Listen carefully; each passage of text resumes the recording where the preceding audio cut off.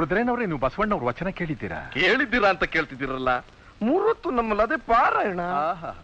ಪಾಪಿಯ ಧನ ಪ್ರಾಯಶ್ಚಿತ್ತಕ್ಕಲ್ಲದೆ ಸತ್ಪಾತ್ರಕ್ಕೆ ಸಲ್ಲದಯ್ಯ, ನಾಯ ಹಾಲು ನಾಯಿಗಲ್ಲದೆ ಪಂಚಾಮೃತಕ್ಕೆ ಸಲ್ಲುವುದೇ ಅಯ್ಯ ಅಂತ ಹೇಳಿದ್ದಾರೆ. ಈ ಸಂದರ್ಭ ನೋಡಿದ್ರೆ ನನಗೇನನ್ಸುತ್ತೆ ಗೊತ್ತಾ? ಒಲೆ ಹತ್ತಿ ಉರಿದೊಡೆ ನಿಲ್ಲಬಹುದಲ್ಲದೆ ಧರೆ ಹತ್ತಿ ಉರಿದೊಡೆ ನಿಲ್ಲಬಹುದೇ? ಏರಿ ನೀರುಂಬೊಡೆ, ಬೇಲಿ ಬೆಳೆ ಮೇವೊಡೆ, ನಾರಿ ತನ್ನ ಮನೆಯಲ್ಲಿ ಕಳುವೊಡೆ, ಇನ್ನಾರಿಗೆ ದೂರವೇನಯ್ಯ ಕೂಡಲ ಸಂಗಮ ದೇವ. ಬರ್ತೀನಕ್ಕ. ರಾತ್ರಿ ಕೀರ್ತನೆ ಕೇಳಿದಿರಾ ನೀವು?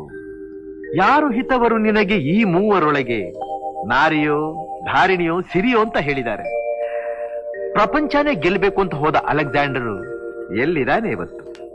ಉತ್ತರ ಇಂಡಿಯಾನೇ ಆಳದ ಹರ್ಷ ಏನ್ ತಗೊಂಡು ಹೋದ ಅವತ್ತು? ಈ ಕೋಟೆ ನಮ್ದು, ಈ ರಾಜ್ಯ ನಮ್ದು, ಈ ಸಿಂಹಾಸನ ನಮ್ದು ಅಂತ ಕತ್ತಿ ಹಿಡಿದು ರುಂಡಿಗಳು ಚೆಂಡಾಡಿ ಮೆರೆದಾಡ್ರ ಆ ರಾಜರು. ಸತ್ತ ಏನ್ರಿ ತಗೊಂಡು ಹೋದ್ರು?